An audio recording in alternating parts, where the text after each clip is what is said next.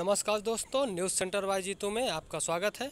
तो आइए शुरू करते हैं। आज हम प्राचीन भारत के इतिहास में एमसीक्यू सीरीज लेके आए हैं, जो कि हम देखेंगे यूनानी आक्रमण और मौर्योत्तर काल में जो भी महत्वपूर्ण एमसीक्यू क्वेश्चन थे उसको हम देखेंगे। तो सबसे पहले देखते हैं यूनानी आक्रमण में क्वेश्चन नंबर 1, निम्नलिखित में से मगध का कौन सा राजा सिकंदर महान के समकालीन था? तो ये घनानंद, इसका सही आंसर होगा घनानंद। अगला देख लेते हैं, भारत में सिकंदर की सफलता के निम्न कारणों से थी। तो उस समय भारत में कोई केंद्रीय सत्ता नहीं थी, उसकी फौज बेहतर थी, उसे देशद्रोही शासकों से सहायता मिली थी, वह एक अच्छा प्रशासक था। इसका सही ऑप्शन है ऑप्शन बी। निम्नलिखित में से कौन सिकंदर के समय भारत में नहीं आया था? तो इसका सही आंसर है डायमेकस, सिकंदर के समय भारत में नहीं आया था, ऑप्शन सी। क्वेश्चन नंबर 4 देखते हैं, उस वीर भारतीय राजा का नाम बताएं जिसे सिकंदर ने झेलम के तट पर पराजित किया था। तो इसका सही आंसर है पुरु, ऑप्शन बी। क्वेश्चन 5, निम्नलिखित कथनों पर विचार कीजिए। कथन ए, लगभग 2 वर्ष के अभियान के पश्चात सिकंदर महान ने 325 ईसा पूर्व में भारत छोड़ दिया। कथन आर, वह चंद्रगुप्त मौर्य से पराजित हुआ था। तो ये चंद्रगुप्त मौर्य से पराजित नहीं हुआ था, क्योंकि उसने भारत पर आक्रमण किया ही नहीं। तो इसका सही ऑप्शन ऑप्शन ए इसका सही ऑप्शन है और आर इसका गलत है। अगला देखते हैं क्वेश्चन नंबर 6, सिकंदर के हमले के समय उत्तर भारत का पर निम्नलिखित राजवंशों में से किस एक का शासन था? तो इसका सही आंसर है नंदवंश, ऑप्शन ए इसका सही आंसर है नंदवंश का। आगे देख लेते हैं, युद्ध भूमि में बड़ी संख्या में सैनिकों के मारे जाने अथवा आहत हो जाने के बाद किस भारतीय गण अथवा राज्य की स्त्रियों ने सिकंदर के विरुद्ध शस्त्र धारण किया था? तो इसका सही आंसर है मत्सग। ये यूपीपी से 2013 मेंस का क्वेश्चन है, मत्सग इसका सही आंसर है, याद रखिएगा, काफ़ी इम्पोर्टेंट है ये भी। अगला देख लेते हैं क्वेश्चन नंबर 8, मौर्य साम्राज्य। तो प्रथम भारतीय साम्राज्य स्थापित किया गया था चंद्रगुप्त मौर्य द्वारा, ऑप्शन सी सही है, यूपी लोअर का क्वेश्चन है।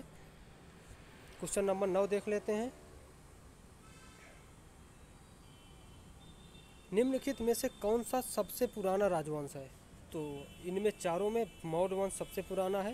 क्वेश्चन नंबर 10 देख लेते हैं, सेंड्रोकोटस से चंद्रगुप्त मौर्य की पहचान किसने की है? तो ये विलियम जोन्स ने की है। सेंड्रोकोटस से चंद्रगुप्त मौर्य की पहचान विलियम जोन्स ने की है, ऑप्शन ए।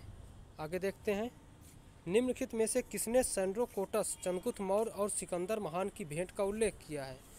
तो इसका सही ऑप्शन है जस्टिन, ऑप्शन बी। क्वेश्चन नंबर 12 देखते हैं, जिसके ग्रंथ में चंद्रगुप्त मौर्य का विशिष्ट रूप से वर्णन हुआ है? तो वो विशाखदत्त की मुद्रा राक्षस इनकी पुस्तक है, जिसमें चंद्रगुप्त मौर्य का विशिष्ट रूप से वर्णन हुआ है। अगला देखते हैं क्वेश्चन नंबर 13, गुजरात चंद्रगुप्त मौर्य के साम्राज्य में सम्मिलित था, यह प्रमाणित होता है? तो ये प्रमाणित ऑप्शन बी रुद्रदामन के जूनागढ़ शिलालेख से होता है।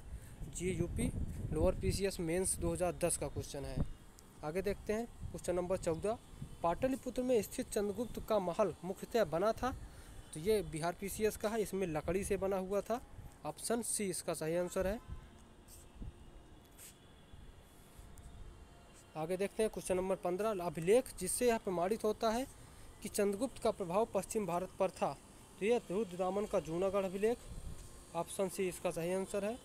क्वेश्चन नंबर 16, निम्नलिखित में से किस मौर्य राजा ने दक्कन की विजय प्राप्त की थी? तो इसका सही आंसर है ऑप्शन बी चंद्रगुप्त मौर्य ने। आगे देखते हैं क्वेश्चन नंबर 17, चंद्रगुप्त मौर्य ने सेल्यूकस को किस वर्ष में पराजित किया था? तो इसका सही आंसर है ऑप्शन सी 305 ईसा पूर्व में। आगे देख लेते हैं क्वेश्चन नंबर 18, मालवा, गुजरात एवं महाराष्ट्र किस शासक ने पहली बार जीता?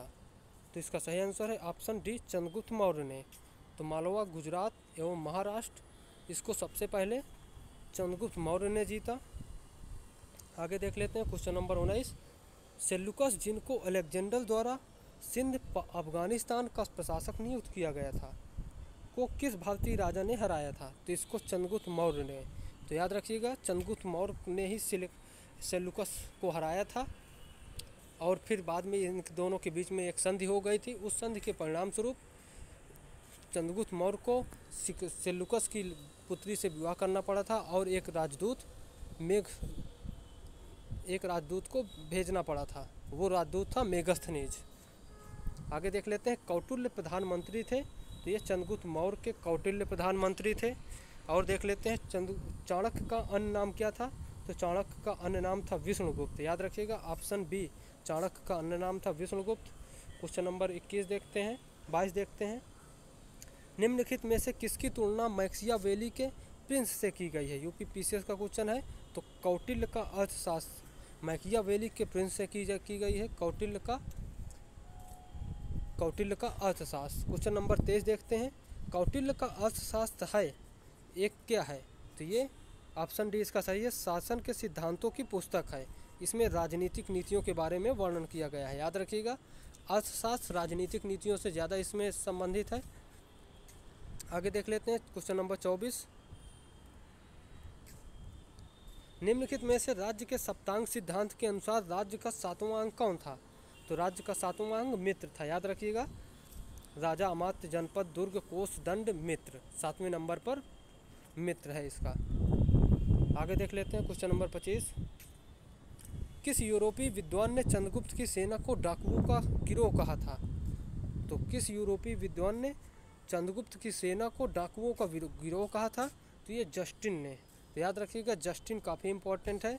जस्टिन ने चंद्रगुप्त मौर्य की सेना को डाकुओं का गिरोह कहा था। अगला देखते हैं, किसके शासनकाल में डायमेकस भारत आया था। तो ये बिंदुसार के शासनकाल में डायमेकस भारत आया था। याद रखिएगा, ऑप्शन बी इसका सही आंसर है, डायमेकस बिंदुसार के समय। क्वेश्चन नंबर 27 देख लेते हैं, चंद्रगुप्त अशोक के शिलालेखों को सर्वप्रथम किसने पढ़ा था। तो ये IAS 1993, यूपी पीसीएस 2006, 2014 में पूछा हुआ क्वेश्चन है, जेम्स प्रिंसेप, ऑप्शन सी इसका सही है। आगे देख लेते हैं, अशोक का अपने शिलालेखों में सामान्यतः जिस नाम से उल्लेख मिलता है वह किस नाम से है, तो प्रियदर्शी नाम से उल्लेख मिलता है अशोक का अपने शिलालेखों में। आगे देख लेते हैं, किसने सहिष्णुता, उदारता और करुणा के त्रिविध आधार पर राजधर्म को स्थापना की। तो याद रखिएगा, सहिष्णुता, उदारता और करुणा के 3 आयामों के आधार पर अशोक ने अपने राजधर्म की स्थापना की थी। अगला देख रहे हैं, क्वेश्चन नंबर 30, अशोक ने बौद्ध धर्म होते हुए भी हिंदू धर्म में आस्था नहीं छोड़ी, इसका प्रमाण क्या है। तो देवनाम प्रिय की उपाधि, अर्थात इस देवनाम प्रिय अर्थात देवताओं की इसे उपाधि इसने ली, इस कारण से कहा जा सकता है कि इसने हिंदू धर्म को नहीं छोड़ा। क्वेश्चन नंबर 31 देखते हैं, अशोक का समकालीन तुर्मय कहाँ का राजा था। तो अशोक का समकालीन तुर्मय ये मिस्र का राजा था। याद रखिएगा, ऑप्शन ए इसका सही आंसर है, मिस्र का। आगे देख लेते हैं, क्वेश्चन नंबर 32, अशोक ने कलिंग को मौर्य साम्राज्य में जोड़ लिया था और कारण क्या था। तो कलिंग दक्षिण भारत को जाने वाले स्थलीय एवं समुद्री मार्गों को नियंत्रित करता था।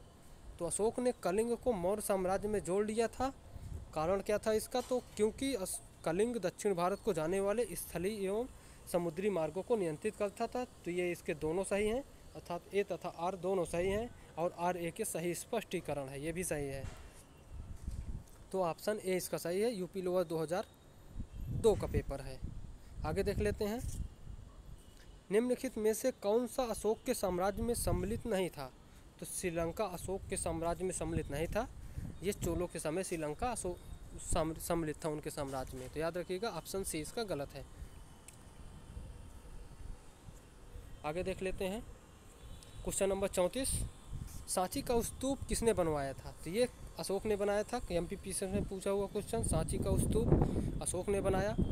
और क्वेश्चन नंबर 35 देख लेते हैं, निम्नलिखित में से किस शासक का उल्लेख प्रियदर्शी एवं देवनाम प्रिय के रूप में किया गया है। तो इसका सही आंसर ऑप्शन बी अशोक है। आगे देख लेते हैं, क्वेश्चन नंबर 36, निम्नलिखित अभिलेखों में से किस लेख में अशोक का नाम उल्लिखित है। तो अशोक का नाम मास्की का लघु शिलालेख, तो मास्की का लघु शिलालेख में अशोक का नाम उल्लिखित है। क्वेश्चन नंबर 37, अशोक का धूम्रदेयी स्तंभ संबंधित है। तो बुद्ध के जन्म से संबंधित है। अशोक का धूम्रदेयी स्तंभ संबंधित है। तो तो ये अशोक के जन्म से संबंधित है। आगे देख लेते हैं क्वेश्चन नंबर 38। केवल वह स्तंभ जिसमें अशोक ने स्वयं को मगध का सम्राट बताया है, तो इसका आंसर क्या होगा? मास्की का लघु स्तंभ, धूमेंदे स्तंभ और क्वीन स्तंभ, भाब्रू स्तंभ। तो इसका आंसर शायद ऑप्शन ए या ऑप्शन बी, इसका आप लोग इसमें कमेंट करके ज़रूर बताइएगा इसका आंसर क्या होगा। आगे देखते हैं क्वेश्चन नंबर 39। गुर्जरा लघुशिला लेख जिसमें अशोक का नामोल्लेख किया गया है कहाँ स्थित है?